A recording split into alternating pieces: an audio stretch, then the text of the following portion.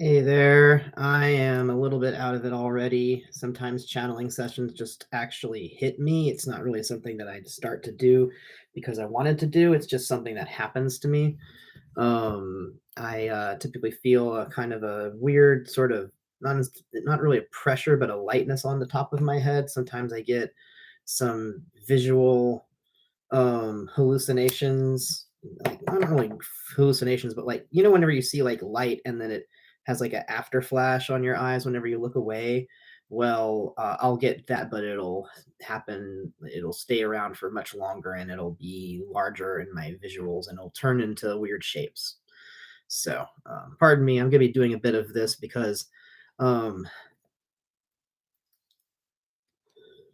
I actually have to treat this. This isn't the only thing that I'm treating. I have some anxiety and PTSD conditions, but basically, whenever I have these channeling sessions come on impulsively, sometimes it can cause headaches, sometimes it can cause other things. Right now, it's pouring down raining outside for the first time. Not really the first time, but it hasn't been raining for like months and months and months, basically the whole year. And then this month, it just starts raining, and I love it. It's very good for me, but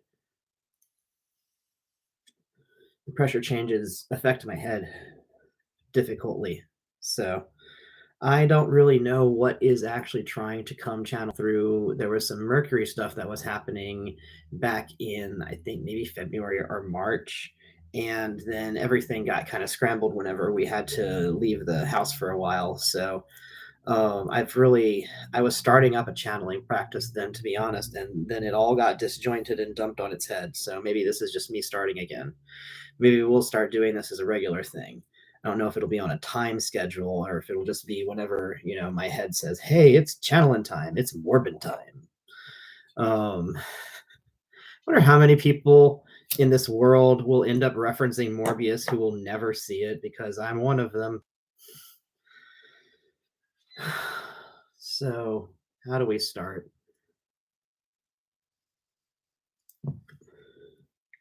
I've had a lot coming through my head. So let me talk about what's been coming through my head, which is that, for instance, magic itself. What is magic? Quite a debate, actually. It's hard to define magic without defining something about religion or God, which is a little bit awkward because I'd like to just stay out of those debates and let people define it for themselves as they should. But magic, unfortunately or fortunately, touches basically every topic or discipline that one could ever discuss, and that's part of how you can define it. I have been thinking about this for a while. I think that Crowley had a good try when saying that magic is the application of will to affect change through some sort of source finding um ritual. It's like magic is the application of will through change or something is the about what he says. But there are times that magic happens without anybody doing anything on purpose. So, because of that, I feel that that definition is incomplete. In fact, Crowley was not trying to define magic itself. What he was trying to define was what he called, and his fellow magicians called, high magic, or some called transcendental magic, which, by the way, I think it was called transcendental magic, or a term like transcendental that was in a different language.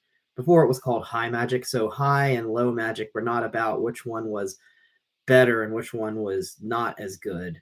It was about transcendental magic is supposed to be more in the mental plane. And low magic is just not. And I don't think that you really can define low magic if you're going to define high magic. I think if you just want to say there's transcendental magic, it's like this, and you don't really talk about the other type of magic and what they are. That's not your expertise. Your only expertise is transcendental magic. So transcendental magic would, for instance, be Kabbalah, any kind of mathematical or numerology type of discipline would be transcendental.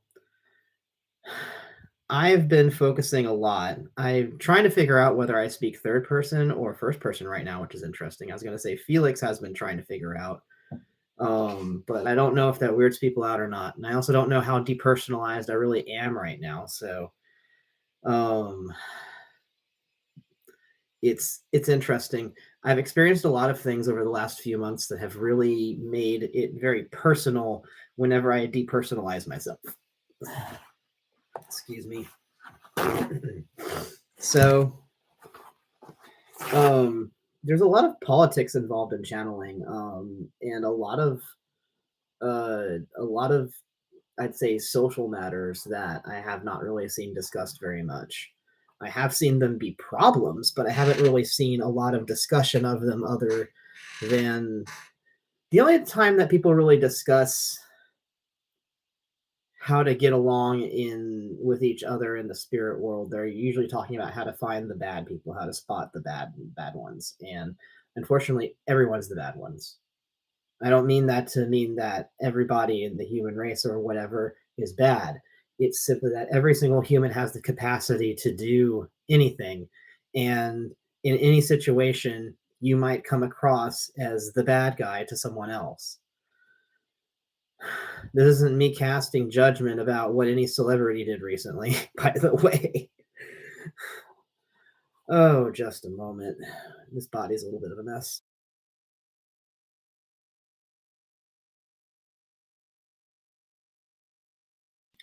So, when it comes to what magic is, we were thinking that magic is unlocking the impossible.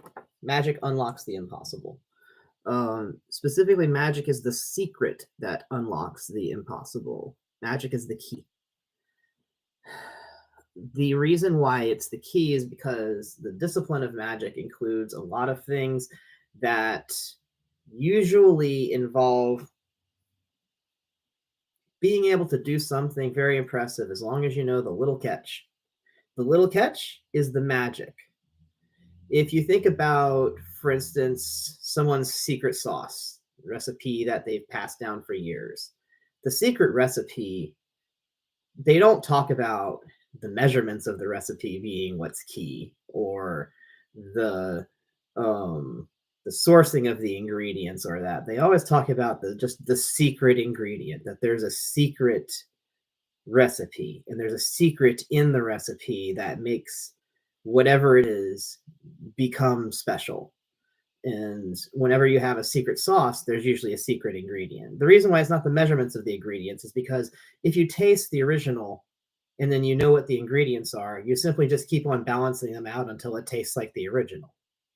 That's that's easy alchemy. And alchemy is another form of magic. Magic has involved chemistry, uh, geometry, mathematics, physics, astrophysics. It's involved basically the pursuit of knowing about anything or doing anything. Every trade has magic to it.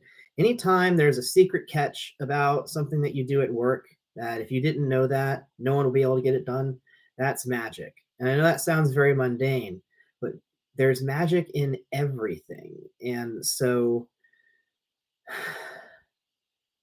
the it doesn't really matter how mundane it is. How mundane it is doesn't really define whether or not something is magic. In the human imagination, mundanity is a kind of puzzle piece in the whole question of how do you do magic. Mundanity itself is an illusion, is a type of magic. The fact that you're convinced that everything around you is completely normal and there's nothing to freak out about, that's a spell. And a spell, the word spell just means a period of time during which things stay in a certain way, during which there is a stasis, a continuity. So you can have, for instance, a coughing spell, you can have a dizzy spell.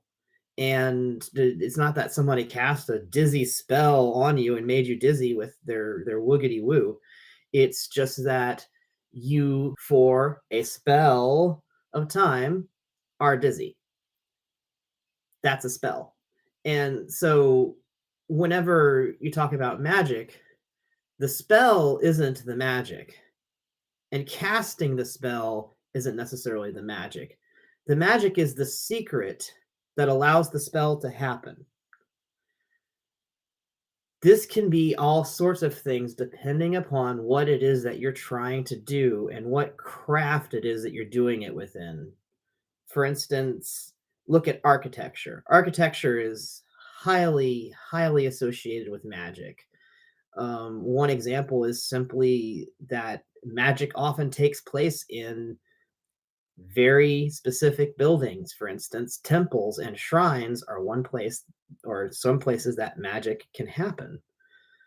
So, one classic example of magicians who use architecture would be the Masons. There are plenty of Masons still around, and they are doing very, I'm not going to say basic, but like standard, um, traditional ritual magic. It's there's like a specific there's a standard lodge approach to doing ritual magic, and that's the approach that they use. Um, that is a type of magic that is entirely themed around architecture and building crafts. You have all of these different allegories that are basically different symbols that come from architecture. You have laying the cornerstone, you have building the temple itself, you have columns, you have tables, you have the square, you have the compass. You've seen these things. These are symbols that are like public Mason symbols that, you'll see in any Nicolas Cage movie. So that is a type of magic that's quite out in the open. But the thing that makes the Masonic stuff magic is the stuff that you don't know. It's the stuff that you can only find out if you're in a Masonic ritual. What's interesting is that you can find out plenty of what happens in these rituals. Either you can talk to somebody who will spill the secrets, or you can read one of their books that gives instructions on how to do the rituals. I've got several of those books, and um, they're varying levels of interesting, but it's no replacement for actually doing the ritual, actually being there, because there's going to be some kind of secret that no one ever tells you outside the ritual, some kind of secret that never comes out of the ritual. It might just be that there's always something there that they have that is an object, is a piece of furniture, is a statue, is a ritual tool, whatever. It's just something that probably defies description. If you can't describe it, then your imagination cannot take it out of the ritual and give it to someone else. That's pretty much the end of it. If you can't tell a story about it, then how do you tell anybody about it? So the way that these secrets keep themselves is that they're usually encoded in some way that you can't easily give it to somebody else unless they also have been initiated into whatever secret tradition the secret is made for. This is why magic is usually tied to certain secret groups. It's tied to covens, it's tied to lodges, secret societies, um, because usually magic is about a secret that's being passed down over time or that someone discovered at some point and decided to share with others, but only certain others. And sometimes there's people who are solitary magicians who figure out secrets on their own, and either they pass that on directly to somebody or they may have written it down in one of their notebooks or journals and it gets discovered posthumously, which is a real thing that's happened with many scientists and mathematicians and actual magicians, um, plenty of whom have been all three. Basically, at some point, magic, and I'm not going to even say at some point, to be honest, still now, magic has been just like any other craft or trade. It has been very competitive. And since magic is very competitive, those secrets are very valuable. And the only way to keep these secrets is to not give them to anyone else. This means that magic is a very difficult field to s- make a modern living in. In other fields where you trade on secrets or know-how, you have someone to employ you while you wait around to apply that sort of knowledge. Maybe you're in sales, maybe you're in the stock trade and you are able to find out info on what's going to be the next big thing. Um,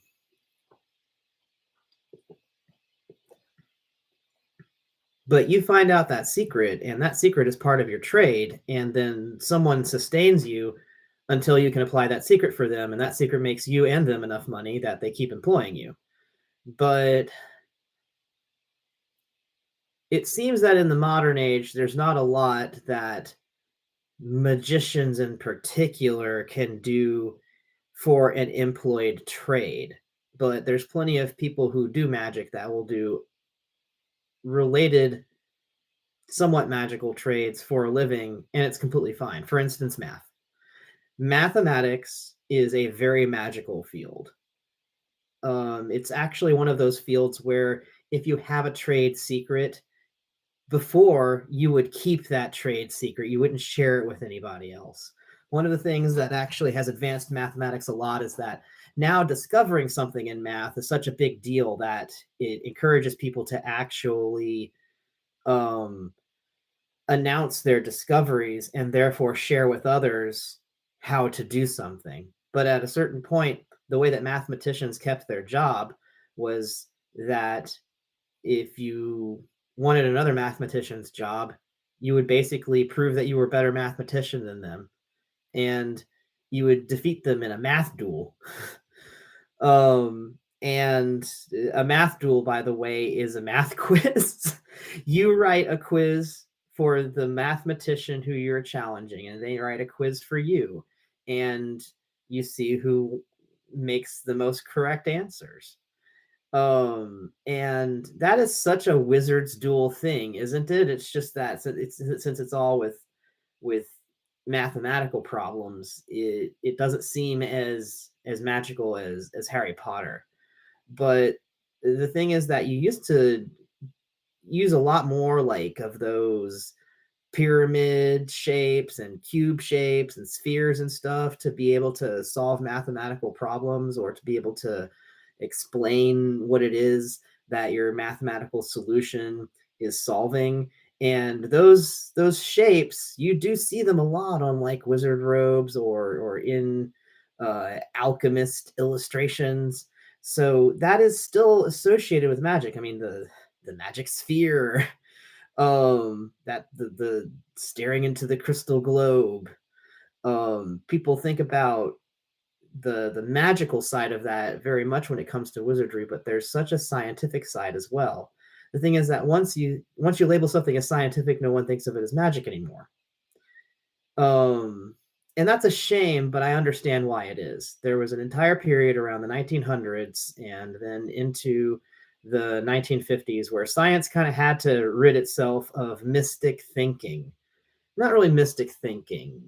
They call it magical thinking, but it's really more wishy-washy thinking. And I will say that there are a lot of magicians out there that definitely cling towards wishy-washy thinking. It's because magic doesn't have to be a discipline that produces results. No one really wants to talk about that. You don't actually have to be successful to be a magician. You just have to keep people interested in you. Right now, the way to be successful is to make money. And the way to make money is just to keep people's attention. So it's all stage magic right now. And I don't mean this to diss magic. It's just that legally, magic can't do anything useful right now. If you can use, for instance, divination to find out if somebody has a certain type of illness, well, you can use that whenever personally helping yourself or maybe your loved ones or something.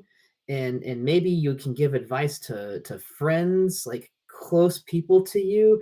But beyond that, if you ever take money for that advice and you don't have a medical license, you're going down. There's places where there's laws in place about what kind of things you can advise when it comes to reading tarot cards, and a big one is health. And there's a lot of divination that you can do when it comes to health. There are a lot of readings that you can do when it comes to health. There are a lot of divination systems that specifically have all kinds of parts of them devoted to health questions because health is such a huge part of people's lives. It's because divination used to be a huge part of people's lives. And whenever people went to a diviner to get advice, they took it seriously.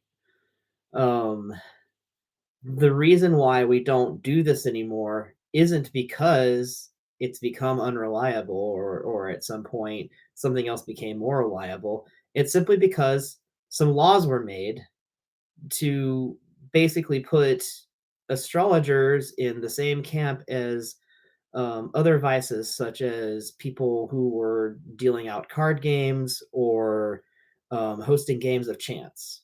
Astrologers basically got put in the same camp as any other kind of vice.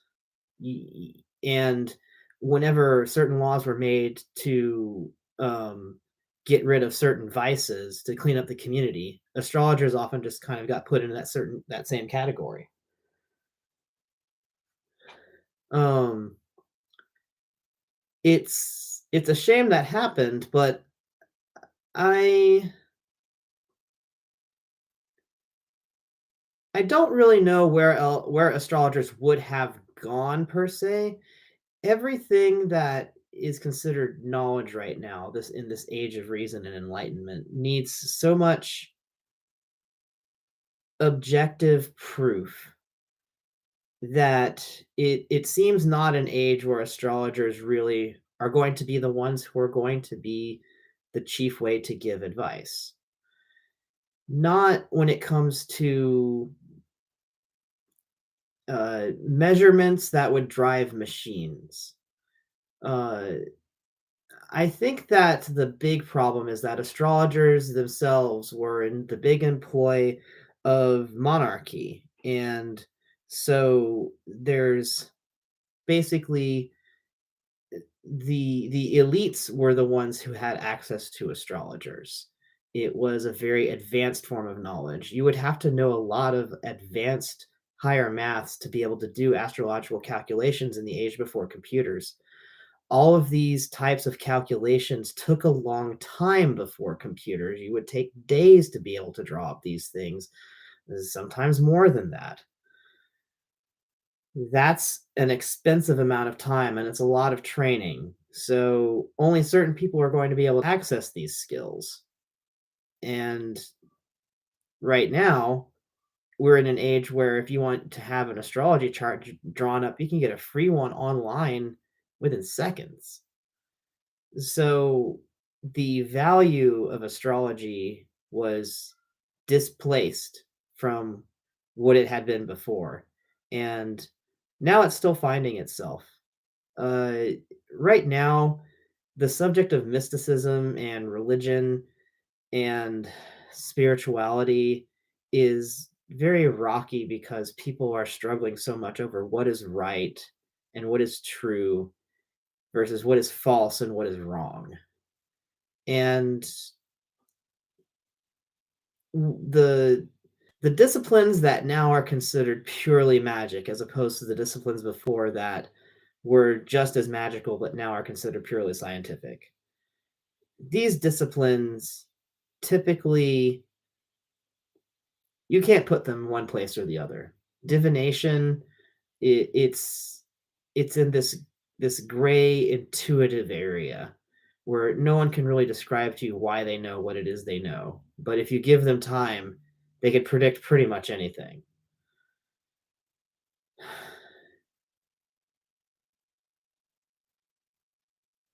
I feel that magic is still unfolding for us, that there's still many things left to be discovered when it comes to magic. And that's because our reality in itself is still unfolding for all of us right now. Everything has been obscured for a very long time because of everything that has led up to this war that is happening right now. Everyone who was everyone who was born in the last century has suffered through some sort of war that has impacted the entire world. And no one has ever been given a chance to just acknowledge that and then just go heal. At some point, that is going to happen. And then people are going to get new ideas. And those new ideas are going to be so different from anything that we've done and tried before that very quickly people are going to forget the ways that we are currently attached to, and they're going to abandon them simply because there's a better way or another way and they want to try it out. Simply because there's something new. Humanity always goes towards something new. We are always interested in change.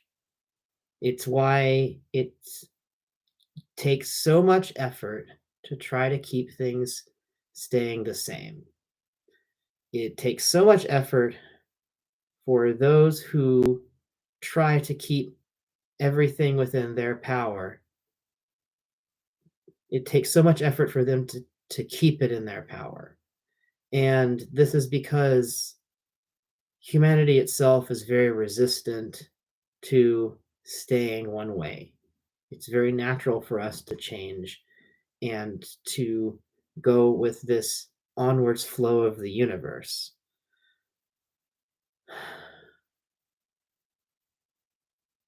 Magic is simply the thing that you didn't know that if you did know it would change everything.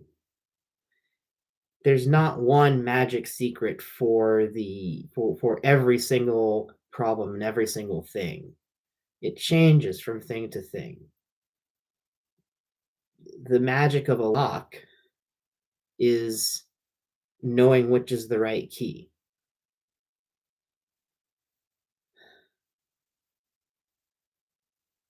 The magic of a door is knowing what's behind it.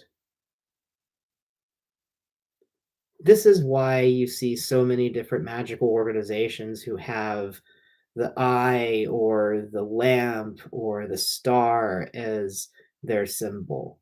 Illumination, the flame of knowledge, the spark that brightens all and gives inspiration and illumination.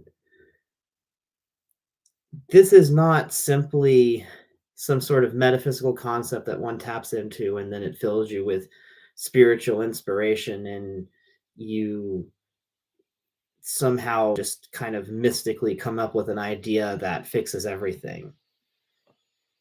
There are so many actual discrete secrets in this world that are powerful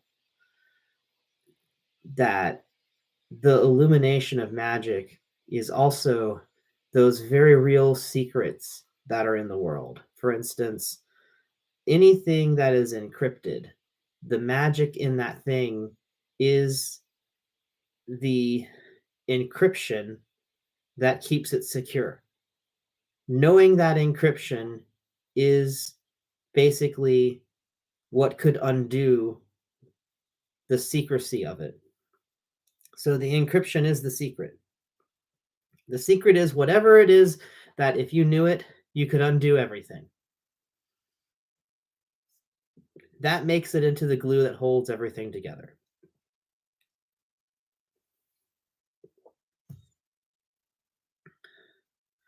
A fortress is as secure as its weakest gate. Whatever keeps that gate closed is the magic that keeps that place safe. Sometimes it can be something very, very, very tangible that is the magic. And one of the frustrating things about talking about magic now is that there are a lot of things that were considered to be magical before because humanity didn't know how they worked. And once we know exactly how it works, it becomes something else, either science or baking or household knowledge or whatever. Honey is a very good example. For ages, honey was considered to be very mystical because it's one of those substances that doesn't rot. It's a food substance and it's made by animals, but it doesn't grow mold. Um, and so it wasn't known at the time that honey actually has antimicrobial properties. It has like antiseptic values to it essentially. And so there's something chemically about honey that keeps microbial life from growing on it. Well, that's actually the magic. That's the secret to how it is keeping itself from growing mold, is that it is antimicrobial. That is magical according to this definition of magic. It's also extremely scientific. The scientific part doesn't mean that it's not magical. The scientific part just means that we know very much how it works, or we're trying very hard to figure out how it works. Science is simply the use and exploration of knowledge.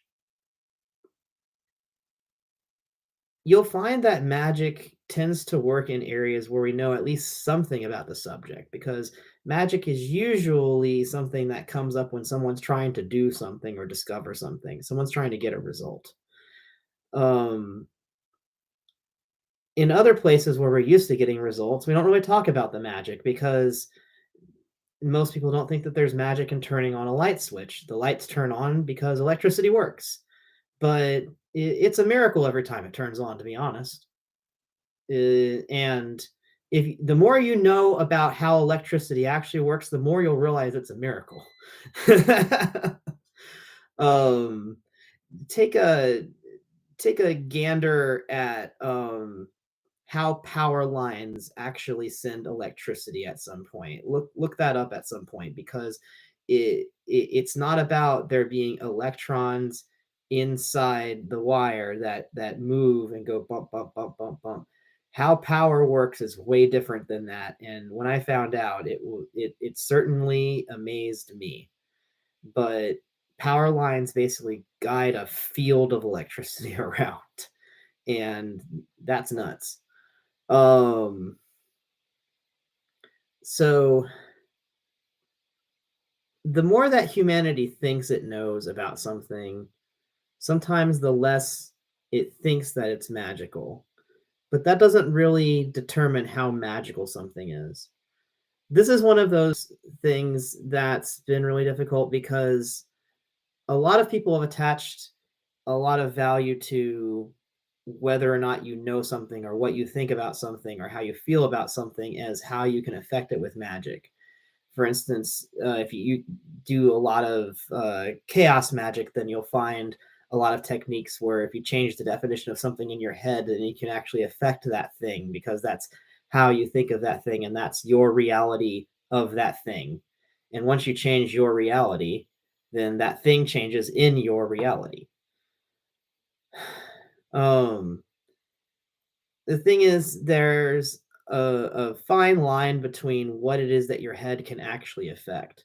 And sometimes when you try effects like that, what you're actually doing is changing your internal reality.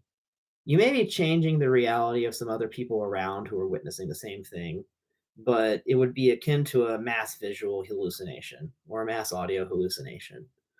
Um, it's not that I don't think things can happen. It's just that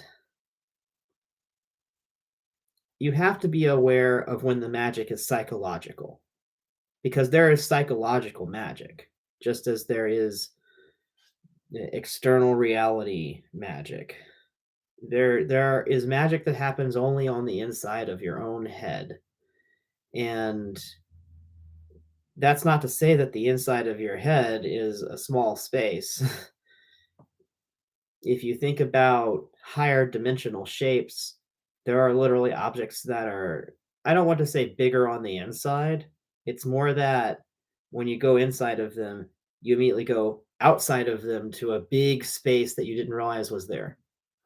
And then whenever you try to leave that space, you go back inside and then out the regular way of that shape. And that's what it starts looking like when you're getting fifth dimensional objects. They basically fold up into some corner, some dimension that you can't really see in 3D space.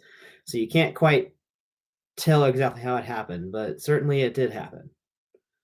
So magic is often about the unknown, the hidden, the secret, but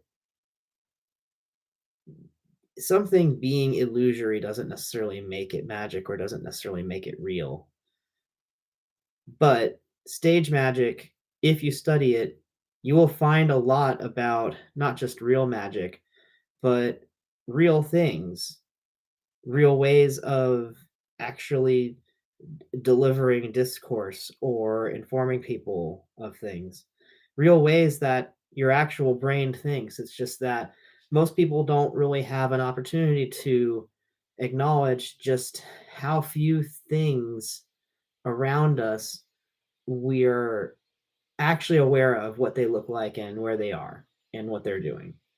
And often stage magic is about bringing your attention to your lack of complete awareness of your surroundings and everything that is going on in reality.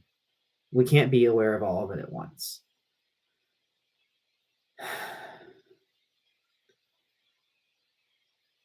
Magic is often about extending awareness.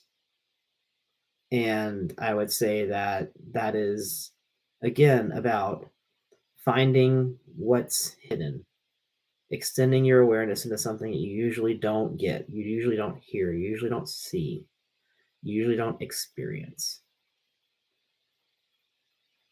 Magic is often about extending whatever it is that is being extended to a degree that people would find impossible. The impossible is usually what gets people to notice magic, but there's plenty of magic that happens without anybody noticing. It's not that anything impossible didn't happen then, it's simply that something didn't happen that got people to take a look at it right then. Or that if people did notice it, they noticed it in a different way. They noticed it in the way of, oh, the flowers are blooming on the cherry trees this spring, just like it happens every spring. Well, it does happen every spring, but that doesn't make it not magical. It's just something that we now can expect because we know that that's what happens in the spring. But we don't know exactly when they're going to bloom in the spring. We don't know how long they're going to stay on the tree. We don't know how vibrant the harvest of flowers is going to be this spring. And we don't know if there's going to be some kind of weather event that prevents it from happening in full. But we do know that to some degree, the trees are going to flower because that's what happens in spring. And it's going to happen around spring. And we know that spring is going to happen around a certain time of the year. That doesn't mean that we've made the magic go away just because we know when it's going to happen. Just because we know what nature's going to do and when doesn't mean that we've taken all the magic out of nature.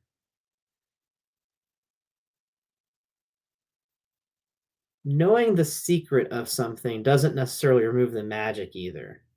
I think that Santa Claus is a big problem for people right now. And it's kind of weird to say, but oh my gosh, that was a cat opinion.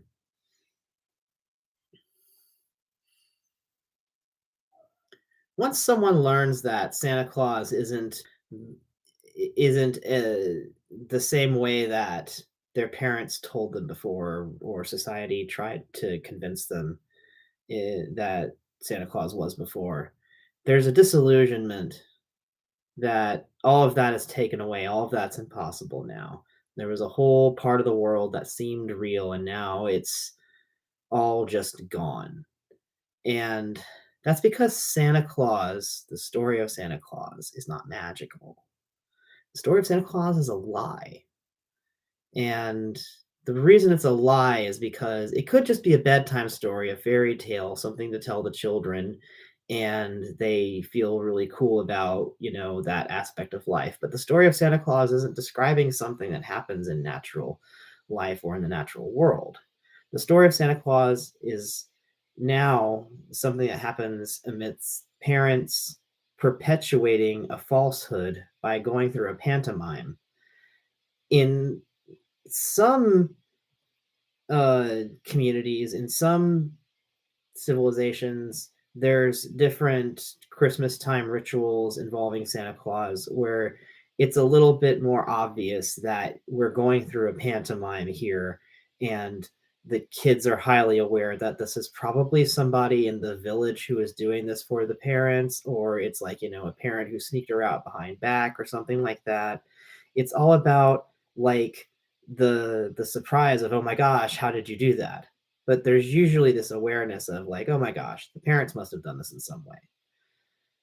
So you can be in on how this happens in reality and it still actually be magical as long as the integrity of the situation is preserved. It's the lie itself that causes a disbelief in magic, because the lie basically, you can't have a lie without the manipulation of belief. A lie is a projected false reality that someone buys into and trusts in some way. I don't think that we're really taught healthy ways to deal with the fact that there's some things we're told about life that really just aren't real or aren't true. And so it's easy to cling to things that we stubbornly want to keep that we thought we had before. The problem is that it's not that it's really hard to get those things, or that it's impossible to do the magical thing that gets you those things back, or it's impossible to go back to when you had that thing. The problem is that you never actually had that thing. Having that thing was in fact the illusion. Losing that illusion creates the feeling of no longer having a thing, but that feeling itself is also false and also a lie because you never had the thing in the first place.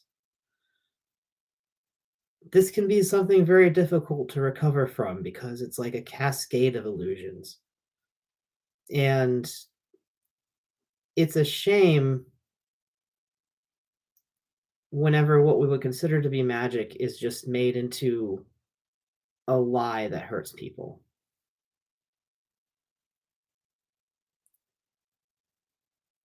But you don't have to take all of your faith and roll it up into a big ball and say, "Oh my gosh, now I will believe extra hard again and the magic will become real again." You can simply allow yourself to fall in love with mundane reality, and it will prove itself to be magical to you when you are ready to find that again.